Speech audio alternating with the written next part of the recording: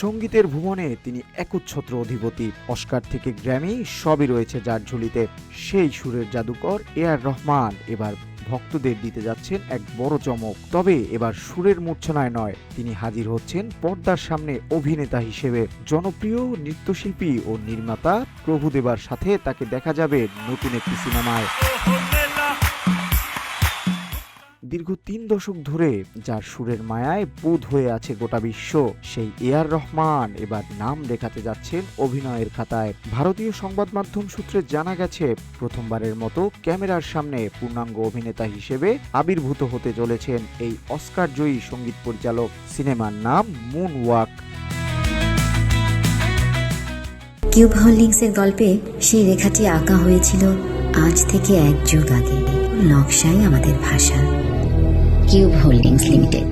পরিচালক মনোজ এনএস পরিচালিত এই সিনেমাটি একটি কমেডি ঘরানার ছবি, আর এতে রহমানের সাথে জুটি বাঁধছেন ভারতীয় সিনেমা ড্যান্সিং কিং প্রভুদেবা। শুধু অভিনয়ই নয়, সিনেমাটিতে রহমানের একটি বিশেষত্ব হলো তিনি এখানে অভিনয় করছেন একজন রাগী পরিচালকের চরিত্রে। ভক্তদের জন্য বাড়তি পাওনা হলো ছবির প্রতিটি গান গেয়েছেন তিনি নিজেই। পরিচালক মনোজের ভাষ্যমতে, রহমান ও প্রভুদেবাকে একই ফ্রেমে পাওয়া এক দুর্দান্ত অভিজ্ঞতা, যেখানে প্রভুদেবা দেখিয়েছেন তার ক্যারিয়ারের সেরা পারফরম্যান্স আর রহমান যোগ করেছেন এক অনন্য মায়াবী আবেশ। সিনেমাটির কোরিওগ্রাফির দায়িত্বে রয়েছেন বিখ্যাত শেখার মাস্টার।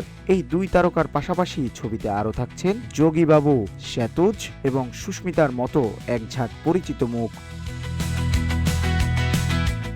২০২৬ সালের অন্যতম আলোচিত প্রজেক্ট হিসেবে ধরা হচ্ছে মুন ওয়াক সিনেমাটিকে। সুরের জাদুকরকে নতুন অবতারে দেখতে এখন মুখিয়ে আছেন cinema প্রেমীরা।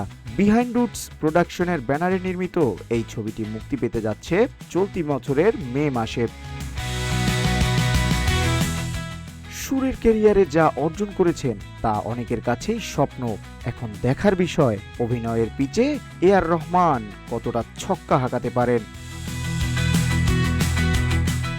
S M Aminul Islam, রূপালী বাংলাদেশ।